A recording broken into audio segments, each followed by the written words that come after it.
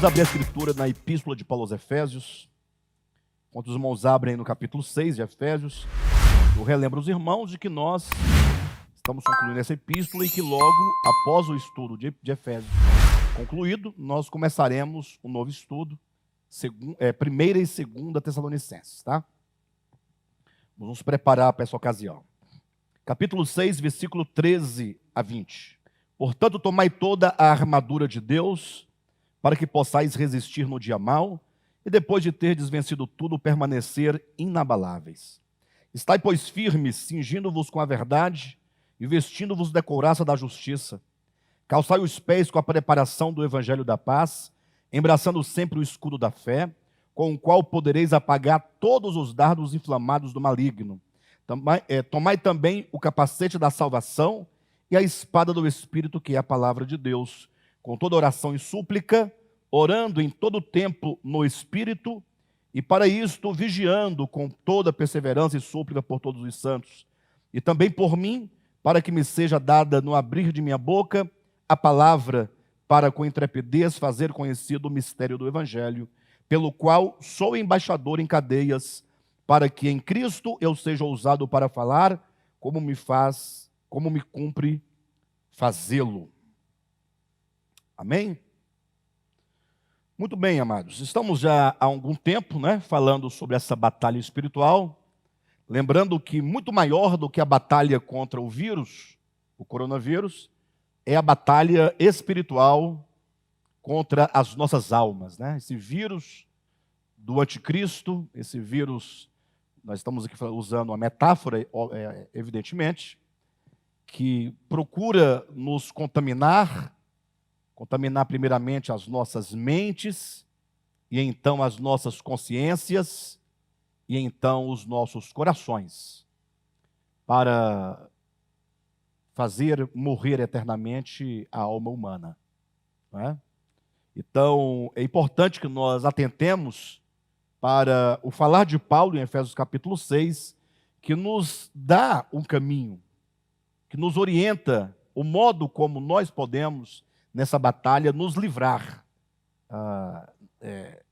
nessa batalha espiritual, ou ter o nosso coração, nossa consciência, nossa mente guardada contra todas as ciladas, contra todas as artimanhas, contra os ataques do maligno contra nossas vidas, E já apresentamos aqui, como o apóstolo Paulo faz, na metáfora de uma armadura, já falamos sobre várias partes dessa armadura, e hoje queremos compartilhar com os irmãos o que está no versículo 17, na parte B, quando diz que nós devemos tomar a espada do Espírito, que é a palavra de Deus. Como nós falamos no final da mensagem anterior, da última quarta, de todas as partes dessa armadura, com a qual nós devemos nos revestir, a espada do Espírito, no caso que é a palavra de Deus, ela é a única arma ofensiva dessa armadura, é a única parte da armadura, ou pelo menos dessa armadura que reveste, Se bem que a espada não reveste o soldado, mas é uma arma que lhe é dada, que é uma arma ofensiva. A Escritura nos fala sobre as armas defensivas e as armas ofensivas, as armas da direita e as armas da esquerda. As armas da direita são as armas ofensivas, as armas da esquerda são as armas defensivas, Ou seja, as armas com as quais nós podemos nos defender, mas também tem uma arma com a qual nós podemos atacar o inimigo. E essa arma é, como diz aqui no versículo 17, a espada do Espírito.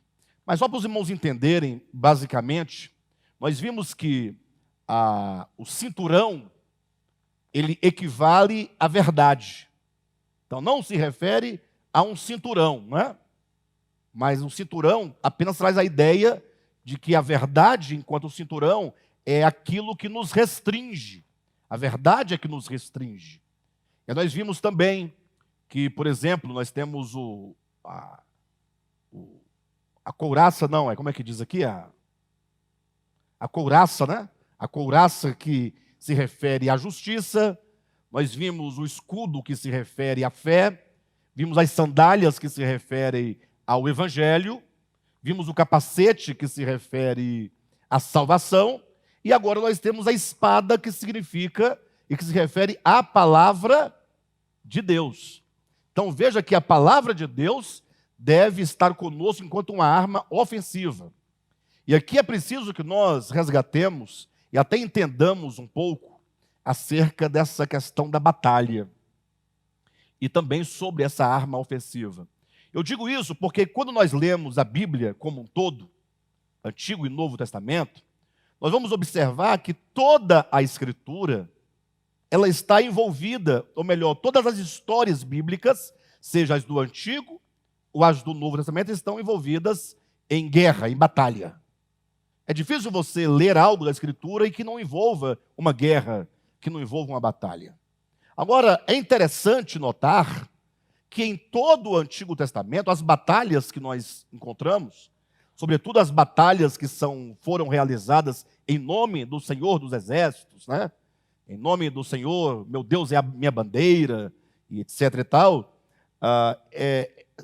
conforme elas foram descritas na Escritura, elas eram supostamente batalhas entre nações. Ou para ser um pouco mais específico, eram nações entre homens e homens. Entre homens de uma nação e entre homens de outra nação. Vocês entendem isso? Havia, como que dissesse, a nação eleita, a nação escolhida, que é a nação de Israel, que agora teria que lutar contra uma série de outras nações, nações estas que, conforme o Antigo Testamento, eram todas inimigas de Deus. Então nós vemos a batalha renhida em todo o Antigo Testamento, sobretudo ali nos livros de Êxodo, né? Ainda em Êxodo, tem algumas batalhas de Moisés ali no deserto, depois nós temos as batalhas de Juízes, as batalhas em Josué, depois em Josué, Juízes, temos batalhas nos livros dos reis, muitas batalhas, né? Mas o interessante é que quando nós entramos para as páginas do Novo Testamento, essas batalhas entre as nações, elas desaparecem cabalmente. Não há mais batalha entre nações no Novo Testamento. Pelo contrário, todo o ensinamento do Novo Testamento é que nós não devemos lutar contra os nossos adversários. Ou seja, o Evangelho, ele nos diz que nós não devemos lutar contra os nossos adversários, mas nós devemos orar por eles e abençoá-los, não é? Olha, aí, na verdade, numa primeira leitura superficial, gera um choque de entendimento. Porque o indivíduo leitor, despreparado, vem lendo ali o Antigo Testamento, quando ele chega em Mateus, ele está banhado de sangue, né? Com as vestes todas salpicadas de sangue, as mãos sujas de sangue. Aí ele se depara com o primeiro sermão de Jesus, que diz: bem-aventurados os mansos, porque os mansos herdarão a terra. E o indivíduo vinha de Gênesis, Êxodo, Levítico, Números, Deuteronômio, Josué, Juízes, Ruth, Samuel, Reis, Crônicas, Neemias, Esté, Jó, Salmos, todo banhado de sangue, para agora se encontrar com Jesus, e no Sermão da Montanha, que é o primeiro sermão público de Jesus, ele então simplesmente falar: olha, quem vai herdar a terra são os mansos. E aí imagine só se esse modo como eu coloquei, como eu representei esse quadro, pudesse ser verdadeiro, do ponto de vista da experiência. Entenda, imagine que se um leitor, vivendo na história, evidentemente isso não é possível, né, queridos? Mas vivendo na história, chegasse com as mãos ensanguentadas, conforme o Antigo Testamento reza, conseguisse encontrar Jesus, e Jesus dissesse: eu sou o Messias, prometido no Antigo Testamento, eu sou o cumprimento da lei, dos profetas e dos escritos, que são os salmos, e a palavra que eu trago do Pai Celestial, em graça e em realidade, é que só vão possuir a terra os mansos. O indivíduo perguntasse: mas quem são esses mansos e como são esses mansos? Jesus respondesse: os mansos são os cidadãos do reino dos céus. E ser manso implica em natureza, uma natureza mansa, que não lança na face do outro o mal que ele cometeu, que não paga o mal com o mal, né? Pelo contrário, é aquele que ora e que abençoa todos os seus adversários. Não criaria um impacto muito profundo na vida dessa pessoa se esse quadro aqui descrito pudesse acontecer empiricamente ou pragmaticamente? Sim ou não?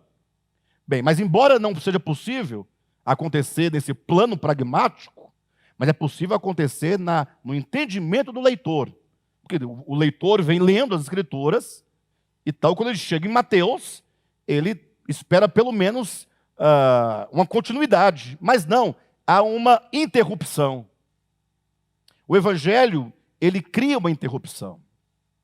De maneira, então, que é possível que alguém, ao ler as Escrituras, possa eventualmente acusar o Antigo Testamento, no sentido de afirmar que o Deus do Antigo Testamento não pode ser o mesmo Deus do Novo Testamento, porque o contraste é muito grande.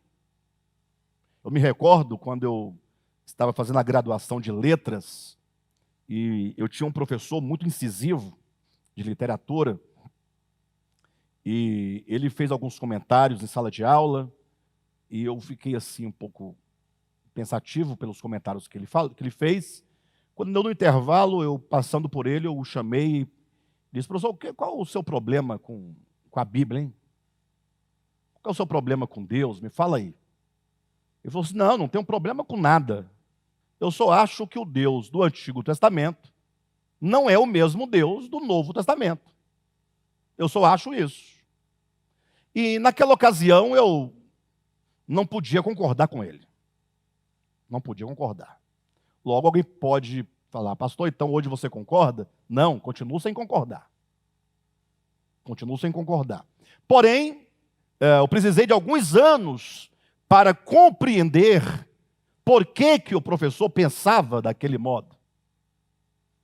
Ou seja, mesmo eu achando hoje que esse meu professor estava e está equivocado na conclusão dele, pelo menos eu posso compreendê-lo. Pelo menos eu posso dizer assim, que me parece que este professor, com este pensamento, está mais próximo da verdade do que a maioria dos cristãos e, sobretudo, dos evangélicos. Alguém pode perguntar: ora, então agora complicou mais ainda, porque se você diz que o entendimento desse professor, qual o entendimento? Ele dizia que o Deus do Antigo Testamento não era o mesmo do Novo. Então, se isso está errado, e embora errado, ele está mais perto da verdade do que muitos cristãos, então, certamente, afirmar que é o mesmo Deus, que os cristãos afirmam que é o mesmo, não é? Também está errado. Vocês podem me entender? Estou colocando dois lados. De um lado, um professor agnóstico, que dizia: o Deus do Antigo não é o mesmo do Novo. Do outro lado, os crentes, que afirmam: o Deus do Antigo é o mesmo Deus do Novo, no mesmo princípio, na mesma base, sem nenhuma diferença. Aí eu digo: ambos estão equivocados. De modo que eu posso afirmar que ambos estão certos e que ambos estão errados. Em que sentido? Ora, o Deus do Antigo Testamento é o mesmo Deus do Novo, corroborando com o pensamento do cristianismo. E o Deus do Antigo Testamento não pode ser o mesmo do Novo, corroborando com o pensamento agnóstico do meu professor. Ora, como equalizar essa questão é que é o nosso grande desafio. É preciso que nós aprendamos a ler livros sacros. A grande questão é que os cristãos, a maioria deles, sobretudo nos institutos e faculdades de teologia, eles ensinam uma leitura da Bíblia. Não sei se vocês sabem, mas a Bíblia ela é ensinada a ser lida. Se bem que na maioria das vezes nem ensinar a ler a Bíblia eles ensinam, não é? As pessoas aprendem a Bíblia ouvindo outros pregarem. Então a maioria das pessoas nunca leram a Bíblia como quem estuda a Bíblia. O crente, quando lê a Bíblia, ele lê a Bíblia como quem procura um versículo para saber o que Deus quer falar com ele naquele momento. Então ele fica naquele jogo de cartas, jogo de dados, jogo da sorte, né? Abrindo a Bíblia para ver o que Deus vai dizer agora para mim. Hoje é meu aniversário, deixa eu ver o que ele tem para me dizer aqui. Espera aí, ó, vem aqui, ó. Pronto, olha. Aniversário, olha o que ele diz para mim. Deixa eu colocar meu óculos para ver. Tornando a falar-lhe, perguntei: que são aqueles 2 raminhos de oliveira que estão junto aos 2 tubos de ouro que vertem de si azeite dourado? Depois eles falam que Deus não fala dessa maneira, né, queridos? Não, por favor. Quem são os 2 raminhos? Respondam aí. Bispo Alexandre e Bispo Josué. Está aqui, ó. Eu falei, eu acabei de abrir. Não é? E se brincar, o nome do Josué está aqui, ó. Ele respondeu: não sabes o que é isto? Eu disse: não, meu senhor. Então ele disse: são os 2 ungidos que assistem junto ao Senhor de toda a terra. Estou falando. Ah, vocês estão de brincadeira comigo. Bem, mas é mais ou menos essa ideia que as pessoas costumam fazer. Aí quando acontece de ter alguma coincidência, aí parece ratificar a ideia. Quando diz o contrário, é mistério, né? Aí fica por isso mesmo. Mas o fato é que os cristãos aprendem a Escritura apenas ouvindo o que pregam. São raras as pessoas que estudam a Bíblia como quem procura compreendê-la. E aí, quando alguém estuda procurando compreendê-la, e tal pessoa, ou tais pessoas caem nas mãos dos doutores de teologia, logo lhes dirão, né, que o método de se estudar as Escrituras, seguro, é o método chamado histórico-gramatical. Só pergunta: que método é esse? É que você lê sempre a Bíblia julgando ser literal tudo o que ela diz. Tudo o que ela diz se entenda literalmente. Ora, quando for um absurdo entender literalmente, aí você procura um significado simbólico, espiritual. Mas se você vir que tem, porventura, uma lógica, pronto, você interpreta literalmente. Daí as pessoas passam a ler as Escrituras do ponto de vista literal. Aí começam em Gênesis, né? E acreditam que Deus criou o mundo em 7 dias. 7 dias literais. E aí, para quem acredita nessa leitura literal, de dias literais, vai ter que chegar no capítulo 7, e falar: puxa, até que enfim, Deus precisava de um dia de descanso, porque Deus estava cansado. Até vir Isaías, no capítulo 41 do seu livro, dizer que Deus não se cansa e nem se fatiga. Não é achar que Deus, ao criar o homem, Deus tenha descido ao rio, tenha agachado, levantado as orlas das suas vestes, pego ali argila e feito um bonequinho, furou o narizinho, os ouvidinhos, né? E tudo certinho, e soprou, né? Pastor, mas é assim que está escrito. É, mas está escrito assim por causa de você, que você é humano, limitado e tonto. É, porque se fosse para escrever a criação no Novo Testamento, já não seria deste modo, pela própria evolução da consciência humana e do discernimento que a própria lei e os profetas trouxeram ao longo de 1500 anos, de Moisés até o Novo Testamento. Vocês entendem perfeitamente? Então, assim, o Antigo Testamento precisa de ser lido com cautela. Interessante que há muitos outros livros sacros, para quem não sabe. Para quem acha que é só a Bíblia que supostamente seja um livro de inspiração, um livro de orientação, um livro de revelação. Mas em várias outras culturas, em vários outros tempos, você vai encontrar livros também sagrados. E todos os outros livros sagrados são lidos pelos seus profetas, pelos seus gurus, pelos seus mestres, não sei como se diz, mas eles entendem que essas guerras que são descritas em todos os livros sagrados tem guerra. Não é só a Bíblia, não. Ah, porque a Bíblia tem muita guerra, é um livro... Não, não. Todos os livros sagrados também estão repletos de guerra. A grande questão é como você ler esta batalha. É como você ler o significado dessas guerras. Então, olhando para outros horizontes de outros livros sacros, nós vamos encontrar depoimentos de pessoas que leem, estudam e conhecem esses livros e dizem: olha, todas essas batalhas aqui descritas nunca jamais podem ser conferidas ao homem contra o homem. É sempre uma batalha que representa a luta do homem contra si mesmo. No sentido de que todos esses inimigos contra os quais o povo de Deus batalha, eles representam os inimigos que estão dentro da sua própria alma. Olha que coisa interessante. No primeiro capítulo, inclusive, de um livro sagrado, a gente fala sagrado, não é ratificando a sacralidade do livro, como também falamos Bíblia Sagrada, não para ratificar que esse livro é diferente, é sagrado do ponto de vista que é infalível. Não, sagrado quer dizer que é um livro que está no âmbito do sagrado e não do profano. Qualquer livro que não é escrito nessa aura de revelação, de verdade, do mistério, é profano. Então, interessante que muitos livros trazem a ideia da batalha, como a Bíblia também traz, mas o entendimento é que essas batalhas acontecem dentro do coração humano. E nós não podemos entender o Antigo Testamento de modo diferente.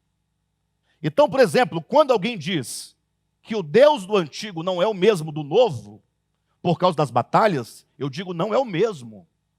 E quando você lê que Deus manda matar, manda degolar, manda matar inclusive até os próprios animais e nada deixar na terra, você precisa ler esses relatos compreendendo no âmbito da revelação. Lógico, alguém pode perguntar: pastor, então você não acredita que essas batalhas aconteceram? Não, eu até acredito que elas aconteceram. Eu até acredito. Eu acredito que elas aconteceram, até porque as batalhas são descritas dentro de um período histórico de muita barbárie, que era impossível uma nação sobreviver naquele tempo sem batalhar. Ou seja, era um tempo muito diferente dos tempos em que nós vivemos. Naquele tempo, vocês vão terem uma ideia, para melhorar um pouco o impulso das pessoas de então, foi preciso fazer a lei, chamada lei do talião, que é a lei do olho por olho, dente por dente. Poxa, quando você chega ao ponto de falar: olha, não exceda na sua vingança, mas se alguém furar o seu olho, por favor, não fure os dois dele não, fure só um olho dele. Pague a conta, pague a ofensa, mas pague na justa medida.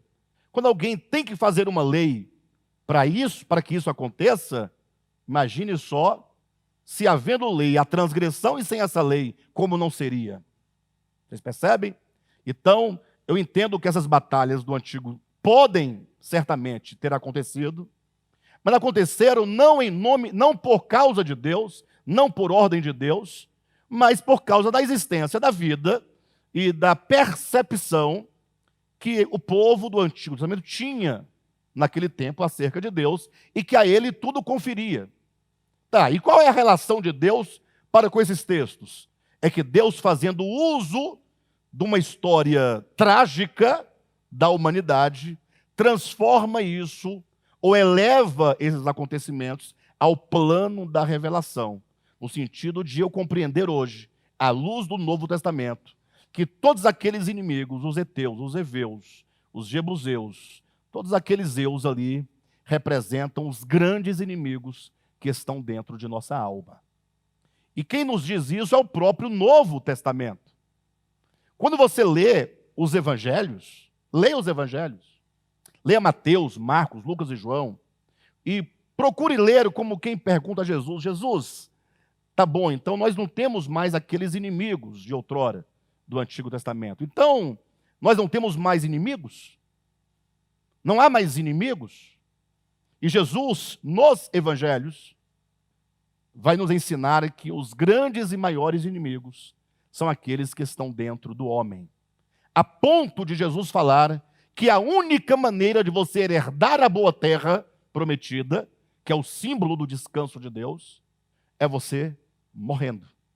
Ele diz que se o grão de trigo, ou melhor, aquele que ama a sua vida, a ponto de preservá-la, perdê-la. Mas aquele que nesta batalha perde a sua vida, no campo de batalha faz essa vida sua do ego morrer por causa do evangelho, ele ganha a vida eterna.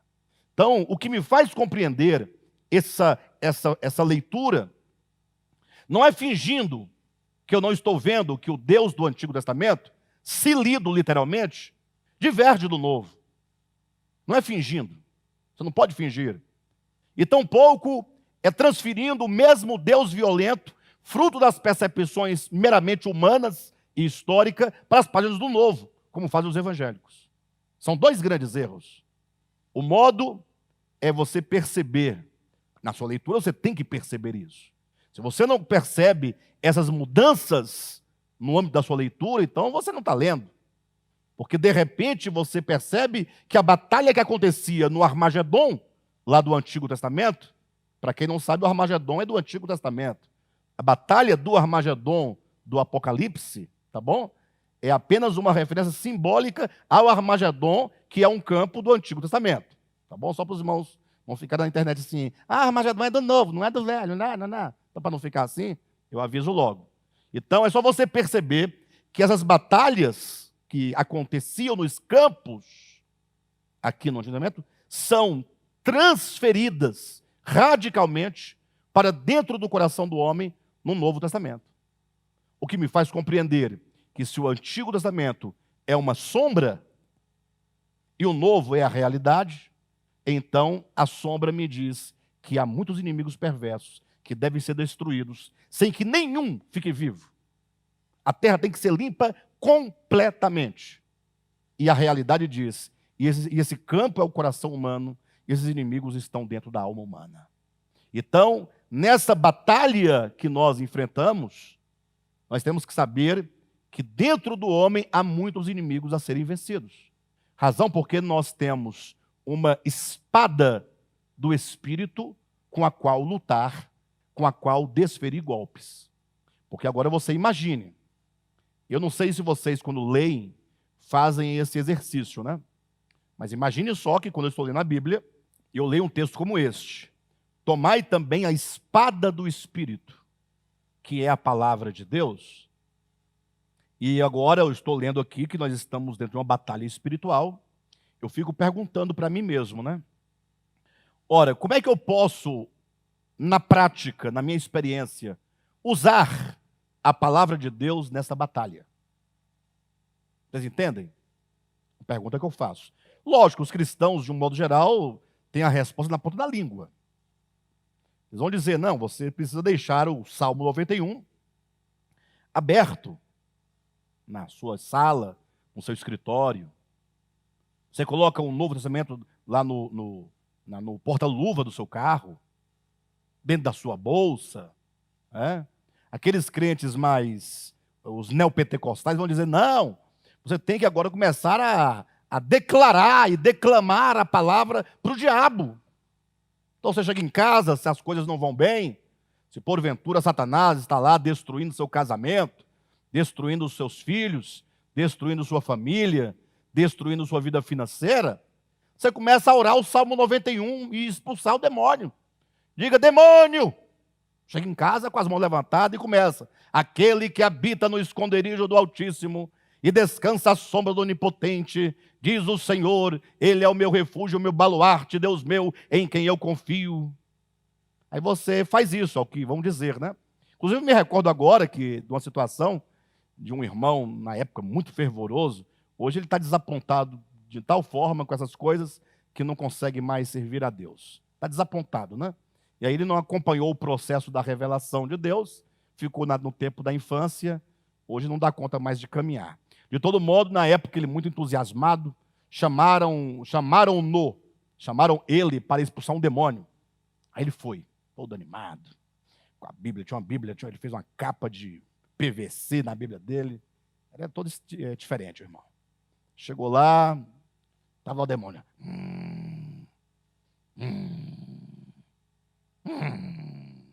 as mãos para trás, e ele pegou, foi agora. Nunca tinha expulsado um demônio, né? Mas tinha muita coragem e muita fé. Aí ele teve uma ideia. Eu vou orar o Salmo 91 e o demônio vai sair. Aí ele começou, aquele que habita no esconderijo do Altíssimo. O demônio respondeu, a sombra do Onipotente descansará. Aí o irmão assustou. Aí ele continuou, direi ao Senhor, e o demônio, ele é meu refúgio, meu baluarte, Deus meu em quem eu confio. Aí ele falava uma frase, o demônio falava outra. Ó. Aí eles fizeram uma espécie de coro, né? De dueto. Primeira e segunda voz. Pergunta e resposta. E o demônio ficou lá, porque ele falava, o demônio não discordava de nada. O irmão se esqueceu que foi com o Salmo 91 que o capeta tentou Jesus no deserto da tentação. Ele esqueceu que o demônio não tem medo da letra que mata. O próprio demônio sabe que quando o crente toma a letra pela letra, o destino dele é morte.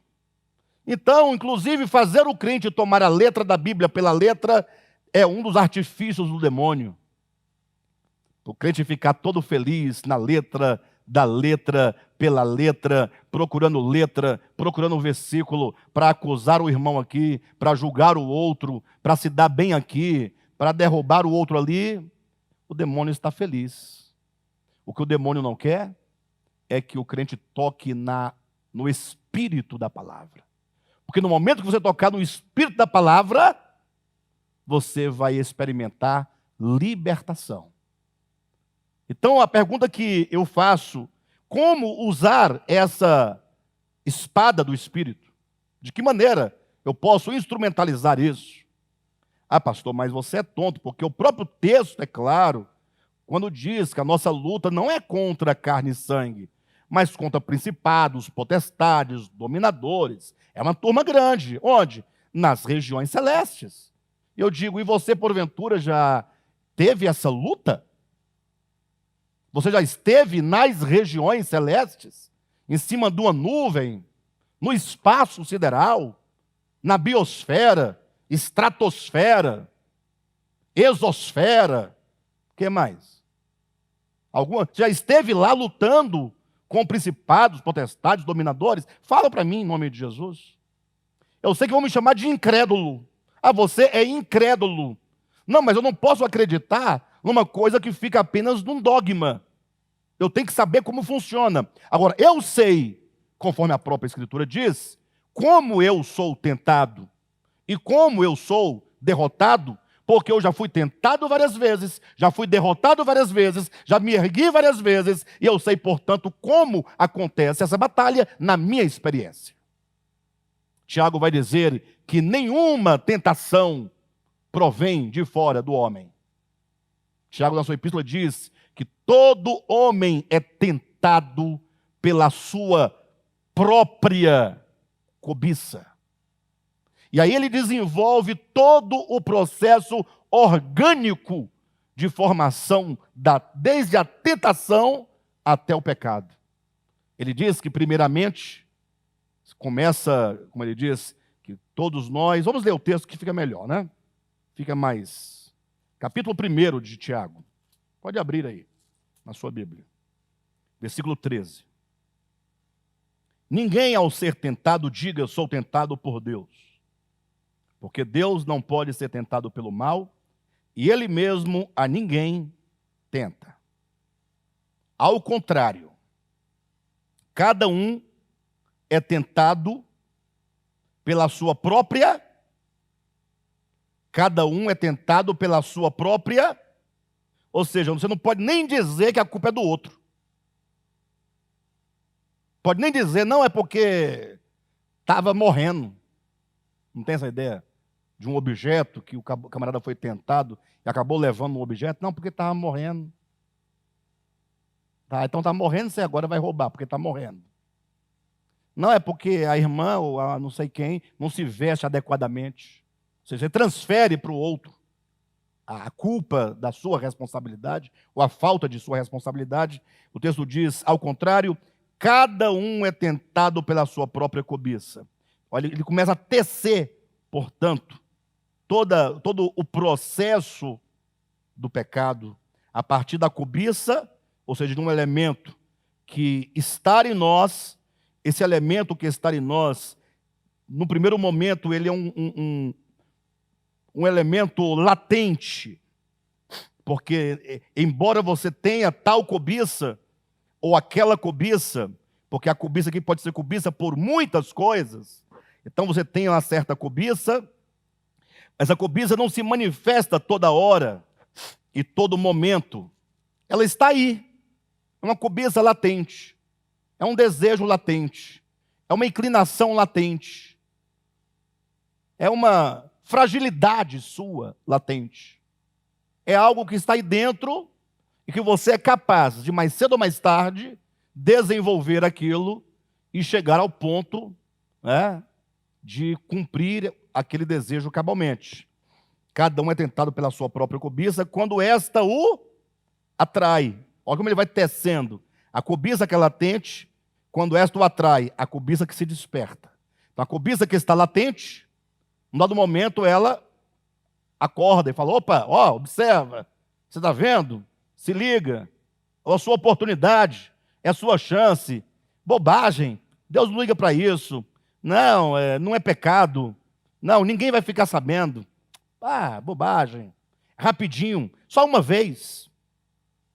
Então, a cobiça latente, quando esta o atrai, é a cobiça que desperta. Ela acorda num dado momento da sua experiência humana. Então, a cobiça, ou melhor, cada um é tentado pela própria cobiça, quando essa o atrai e o seduz. Quando ela atrai, é quando ela se desperta. Quando você se vê diante do objeto desejado. Agora, ela seduz. É quando você se sente agora atraído. Ah, mas quando ela se desperta, já não estou atraído, esse atraído é quando você começa a pensar na possibilidade de. Começa a pensar, poxa, acho que vai rolar. Pode rolar, desde que seja bem feito o negócio. Quando essa o atrai e o seduz. Então a cobiça, depois de haver concebido, ou seja, no coração, ela completa todo aquele ciclo e se torna agora uma determinação, uma decisão que, embora ainda não executada, mas já está determinada no coração. E quando diz aqui o termo concebido, essa é a expressão que mais dá ao texto e a ideia da tentação em seu processo, essa ideia do aspecto orgânico, concebido. O pecado é algo que se concebe. Entenda conceber, até porque a próxima linha fala dar à luz ao pecado, e, portanto, conceber aqui deve ser compreendido com o sentido de uma gestação. Quando, por exemplo, o espermatozoide se funde ao óvulo, estou falando aqui de uma gestação, de uma concepção natural, entre um homem e uma mulher, não é? E ali, então, quando aquele espermatozoide se funde com o óvulo, né? Ali se diz que houve o quê? A concepção. Fecundou. Concebeu. Agora tem o processo do desenvolvimento, até que aquela criança gerada no útero de uma mulher venha à luz. Daí se diz, a mulher deu à luz. Tem ideia metafórica melhor para traduzir o que se diz sobre o aspecto orgânico da tentação? Então, onde é que as coisas acontecem? Poxa, é aqui dentro de mim que tudo vai acontecer. O campo de batalha é dentro do coração e da mente humana. Não adianta o camarada, ele trai a esposa, ele mata uma pessoa, ele é um pedófilo, ele faz isso, aquilo, outro, depois diz, não, foi o demônio que me tentou. Para de bobagem. Se bem que tem muita gente que ainda acredita nisso, né? Eu não acredito nessas coisas, absolutamente. Bem, de todo modo, nós precisamos compreender isso. Enquanto você e eu, cada um de nós, não assumir a responsabilidade sobre si mesmo e compreender quem nós somos, compreender os processos psíquicos e também do coração, da nossa alma, como essa batalha acontece, compreender que quando a Bíblia diz as regiões celestes, aqui, não é o céu, mas é uma região, é uma dimensão espiritual dentro do homem. Porque o que acontece? Para o homem ser tentado pelo demônio, de duas uma, ou o demônio vem e o tenta no plano físico e material, por meio dos 5 sentidos, o que eu nunca vi. Alguém já viu um demônio chegar? Cadmo, agora eu vou tentar você. Já viu? Eu nunca vi.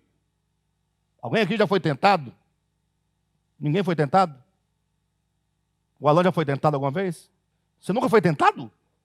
Não, parabéns para você, ué. Que país você está vivendo? Em que mundo? Que planeta, né? Todo dia. Toda hora. Agora está sendo tentado. A me dar um murro, né? Eu pego esse pastor de um jeito, ele vai... Hein? Me fala, queridos, vocês já foram tentados? Como vocês foram tentados? Sim, pelo demônio, né? Então, se não é no plano físico, então só pode ser no plano espiritual. E para o homem ser tentado no plano espiritual, que é uma dimensão que não é o físico, deve haver dentro do homem uma dimensão espiritual. Mas isso é óbvio, né? Se Deus é espírito, Deus não é matéria, Deus não é físico, Deus não é humano. Inclusive, Deus nem pode ser servido por mãos humanas, porque Ele é espírito. De que maneira pode o homem servir a Deus, se dentro do homem não tiver uma dimensão espiritual compatível ao Deus que é espiritual? Então, isso é lógico. Então, é nesta dimensão espiritual que Deus habita. É nessa dimensão espiritual que todas as coisas espirituais acontecem.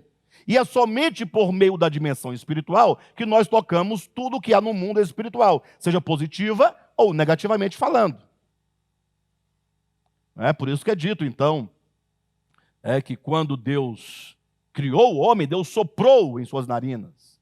Ou seja, o homem não é somente barro, não é somente matéria, há uma dimensão espiritual dentro do homem. Dimensão esta que, inclusive, nenhuma ciência humana até hoje conseguiu detectar. Nenhuma. Por mais que, o máximo que os ateus estudados, né, até mesmo grandes doutores aí de antropologia e de física quântica, etc., o máximo que eles podem falar é que o homem é carbono. Mas esse aspecto do homem a que ele se refere é a matéria. Inclusive, a própria ciência reconhece que a mente não tem uma relação necessária com o cérebro. Não confundir cérebro com mente. Não confundir uma coisa com a outra. São duas questões separadas. Mas, de todo modo, a ideia é que o homem tem dentro de si uma dimensão a que se pode chamar região ou regiões celestiais. Olha, imagine só quando Jesus diz assim, olha, Pai nosso que estais nos céus, santificado seja o teu nome. Eu pergunto, peraí, Jesus está dizendo, Pai nosso que estais onde? Nos céus. Aí o leitor desavisado, novamente, o leitor cândido, ele fala, puxa, o Pai nosso que está nos céus, onde será esses céus, né? Aí ele começa a projetar agora um Deus transcendente, que de tão transcendente, esse Deus não pode ser imanente. Aí você pergunta para o cristianismo como um todo, qual é a doutrina mais forte, mais ortodoxa, mais fundamental acerca do ser de Deus? Qualquer estudante de teologia de primeiro semestre vai responder, ora, é a onipresença de Deus, a onisciência de Deus e a onipotência de Deus. O que é onipresença de Deus? Presença, vocês sabem o que é, né? Presença. E omni, né? Onipresença. Esse oni vem de omni, do latim, que quer dizer todo, tudo, todo. Ou seja, a sua presença enche tudo. E não precisa ir para o latim para saber disso. Basta ler Colossenses capítulo 1, versículo 15, 16 e 17, quando Paulo diz que todas as coisas, tanto dos mundos visíveis, quanto dos mundos não visíveis, aí ele passa a elencar, seja principado, potestades, dominadores, tronos, seja o que for, tudo existe nele. Então Deus é a dimensão na qual tudo há, na qual tudo existe. Poderíamos dizer, em termos matemáticos, que a criação é o finito. E que esse ambiente onde a criação existe, e no qual existe, e somente nela, nessa dimensão, tudo pode existir, essa dimensão é o infinito. Deus é o infinito. A criação é o finito. E qual que é a regra básica da matemática, que nós colocamos esse silogismo entre finito e infinito? Ora, todo finito deve estar contido no infinito. É impossível. E o finito, porque é infinito, ele deve estar imanentemente em tudo que é finito. Porque se ele não tiver em algum lugar do finito, ainda que seja um ponto, ele não pode ser infinito, ele não pode ser onipresente. O infinito não pode encontrar um ponto sequer que impeça que ali ele esteja. Por isso que é dito que é infinito. Na linguagem matemática diz infinito, na linguagem bíblica chama onipresença. Os irmãos entendem? De modo que quando diz Pai Nosso que estais nos céus, que céus é esse? É um céu ou alguns céus onde ele está e onde nós não estamos? Será que Jesus, o Cristo de Deus encarnado, não sabia que o seu Pai está em todo lugar? Olha a prova. Ele aqui na terra conversando com os discípulos, diz a eles assim, olha, os discípulos, para que onde eu estou, estejais vós também. Então, Jesus tinha plena convicção de que ele estava no Pai e com o Pai. Sim ou não? E que os discípulos precisavam de estar juntamente com eles no Pai. Lógico, entenda que os discípulos estarem em Deus e com Deus implica um estado de consciência. Perfeito? Olha outro texto. Jesus fala para os, agora, escribas e fariseus, o reino de Deus está dentro de vós. Sabia ou não sabia Jesus da onipresença de Deus? Então, esses céus a que faz referência no Pai Nosso, na verdade, dentro, se você não puder entender imediatamente como todo onde Deus está, você pode pelo menos entendê-lo como uma dimensão dentro do homem, chamada regiões celestiais. E é, portanto, nessas regiões, onde a batalha acontece, é que nós lutamos, e nós usamos, portanto, essa espada do Espírito. Interessante, quando você pega um dicionário bíblico, ou melhor, um léxico do grego, você toma a palavra espada, aqui o grego vai trazer para você o seguinte significado. Essa espada não pode ser entendida como se fosse uma katana. Katana, pode ser katana. Não pode ser uma katana, mas é o que eu queria. Mas tem ainda outro nome mais conhecido. Mas a ideia é que essa espada é uma espada pequena, é uma espadilha, quase que uma adaga. Ou seja, é inviável que você vá a uma batalha onde seu inimigo está à sua frente com um canivete, e ele com uma lança, com um escudo, com tudo. Não faz nenhum sentido. Agora, quando você entende que essa palavra de Deus, que é a espada com a qual você desfere golpe contra si mesmo, puxa vida. Ou seja, quando você desfere golpes contra o seu próprio ego, contra os inimigos da sua alma, alguém pode perguntar assim, pastor, mas como pode alguém usar agora a palavra de Deus como uma espada para desferir golpe contra o seu próprio ego? De que maneira eu posso fazer isso na experiência prática, humana? Vamos nos lembrar de um exemplo quando é dito sobre Maria, Maria, mãe de Jesus. Quando então o texto bíblico diz que o anjo lhe disse: olha, Maria, uma espada traspassará o teu coração, traspassará a tua alma. Quando o anjo diz que uma espada haveria de traspassar a alma de Maria, faz referência profética à morte de Cristo. Porque você imagina uma jovem cheia de sonhos, normal, sobretudo naquele tempo. Hoje em dia tem uma coisa esquisita, as mulheres não querem ser mulheres, não querem se casar, não querem ter maridos, a mulher agora, né, não quer mais nada. Algumas, né? Uma boa parte delas. Mas naquele tempo, não. Naquele tempo era uma necessidade social, cultural.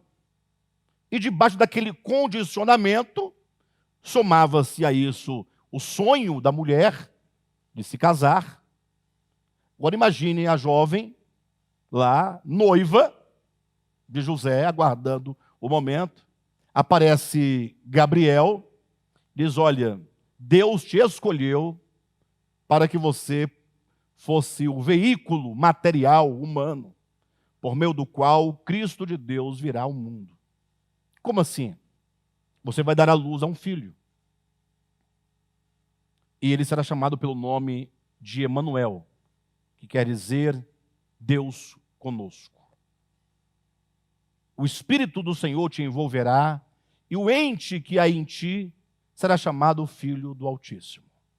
Agora começam uma série de problemas agora, não é? Que ela ia enfrentar, porque ela está condicionada ao cumprimento da vontade de Deus. Mas e agora? Como é que fica o noivo, né? Vocês sabem da história mais do que eu. Eu não vou descrever as etapas.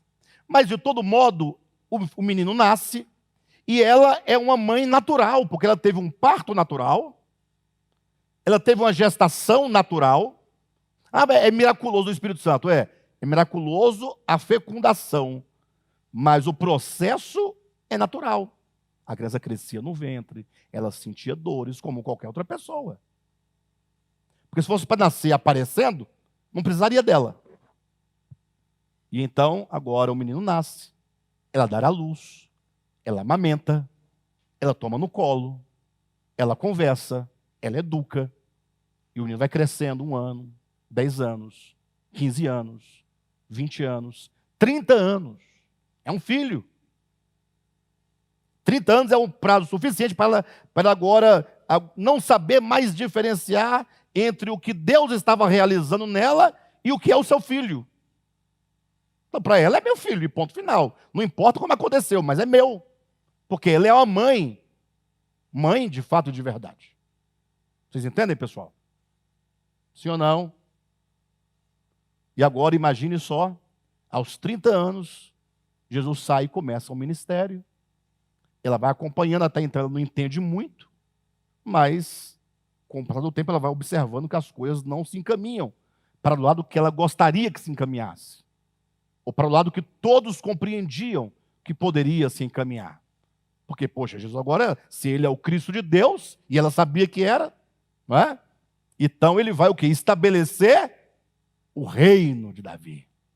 Ele vem com todo o poder, com toda a honra, com toda a glória, e ai dos inimigos que se levantarem contra, ai de César, ai de Roma, ai do Egito, ai da Assíria, porque conforme as profecias, todas as nações deverão vir prestar-lhe glória e honra e homenagem, lhe trazer presentes, porque de Sião sairá a lei para o mundo inteiro. Mas de repente Jesus, quanto mais passam os seus dias, mais ele se encaminha para a morte, e mais ele ensina, dizendo: dai a César o que é de César, não resistais ao perverso. Se alguém te ferir na face direita, volta à esquerda.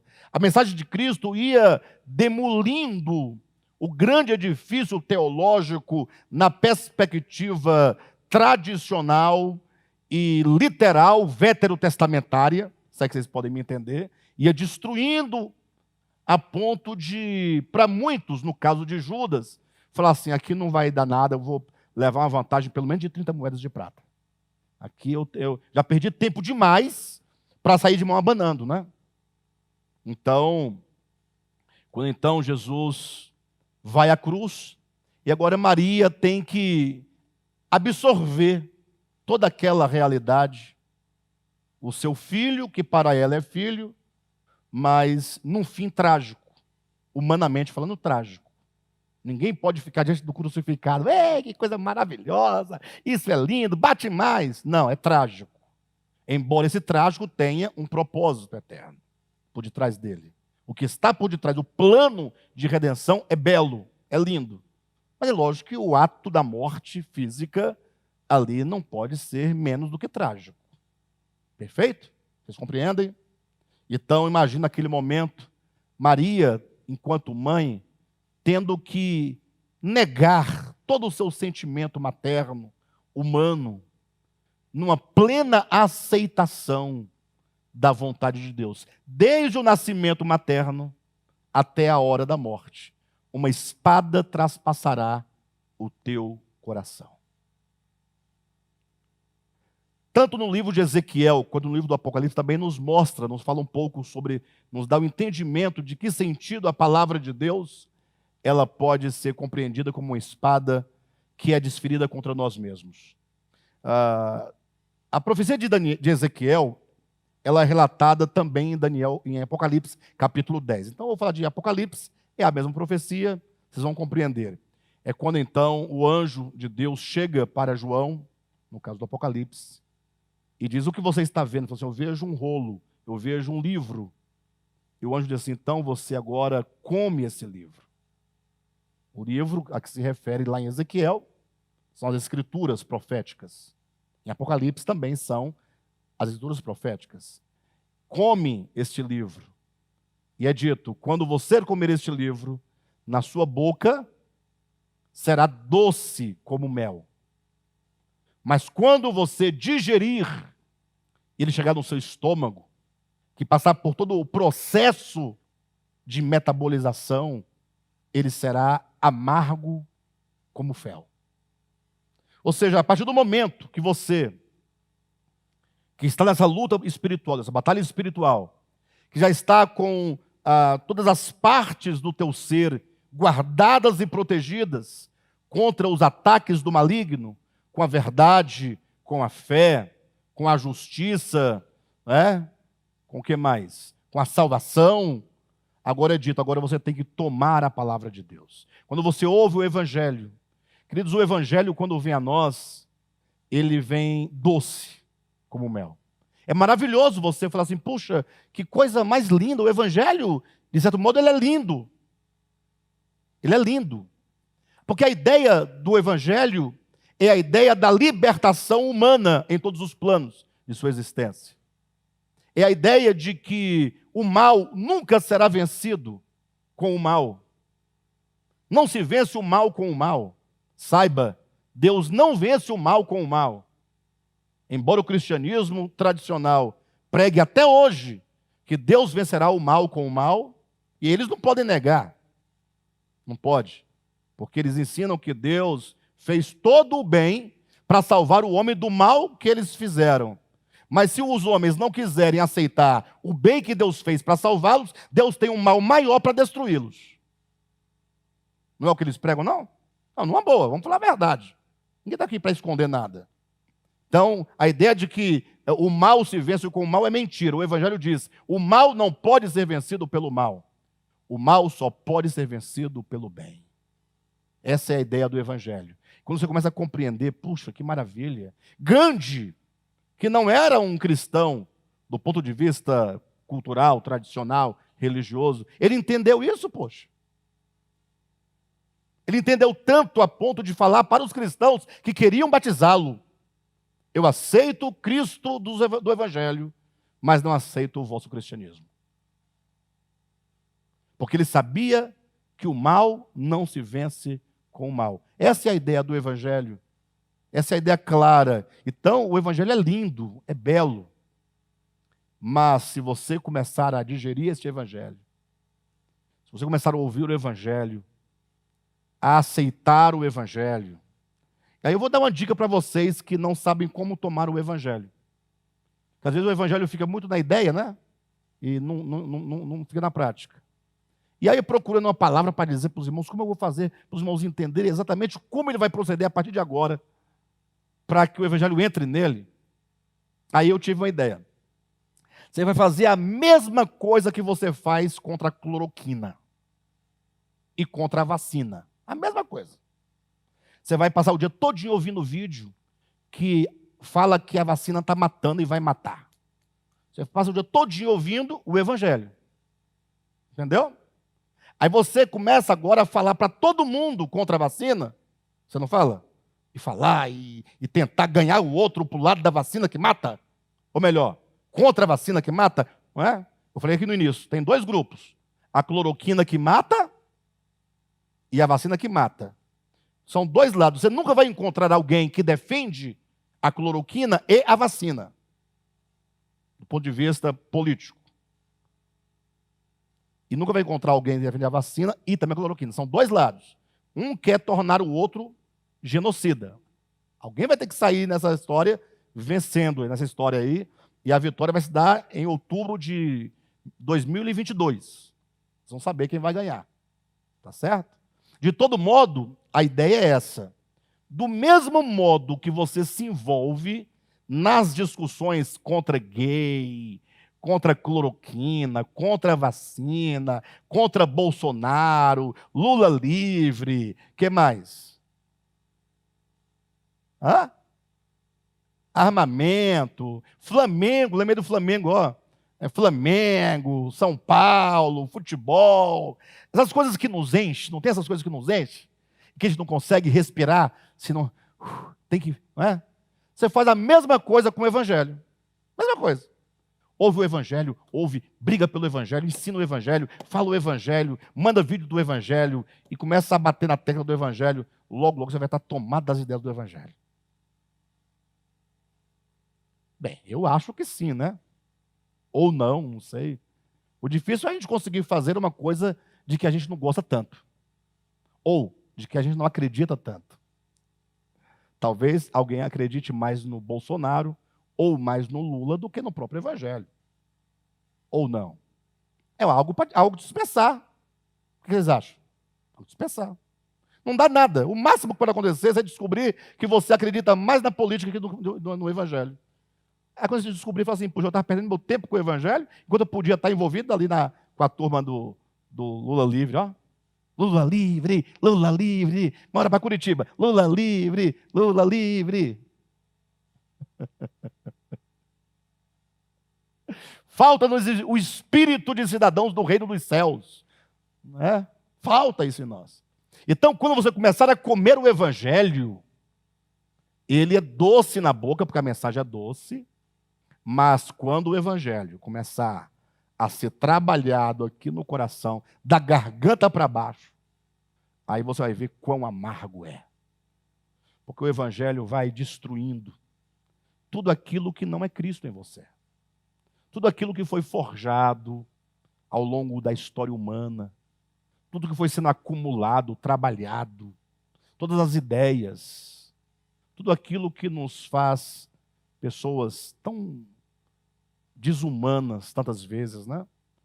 Nos faz pessoas tão longe do que é o evangelho de fato.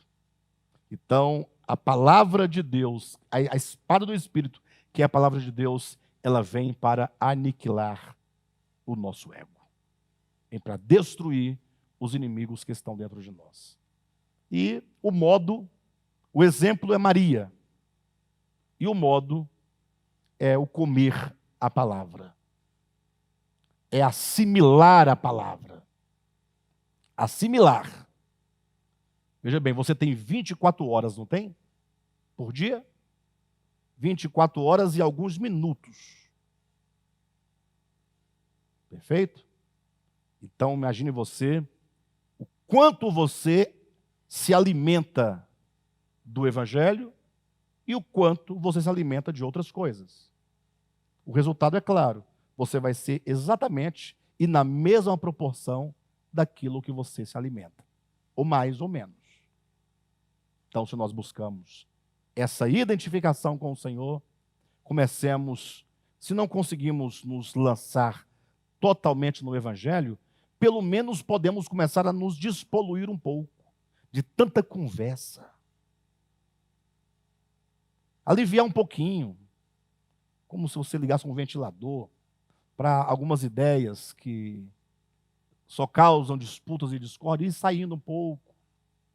Aí você começa a respirar mais suavemente, mais tranquilamente. Aí você já tem uma vontadezinha pequena, já que você está sem fazer nada mesmo. Não tem muita coisa para encher a cabeça. Então vou ver aqui, vou ouvir uma mensagem aqui um pouquinho. Aí você começa a se aproximar. Irmãos, vamos comer essa palavra, que é espada para destruir o nosso ego. E o modo de você atingir esses inimigos é comendo, recebendo, ouvindo, assimilando, orando a palavra, ore a palavra, e ela fará o efeito necessário. Amém?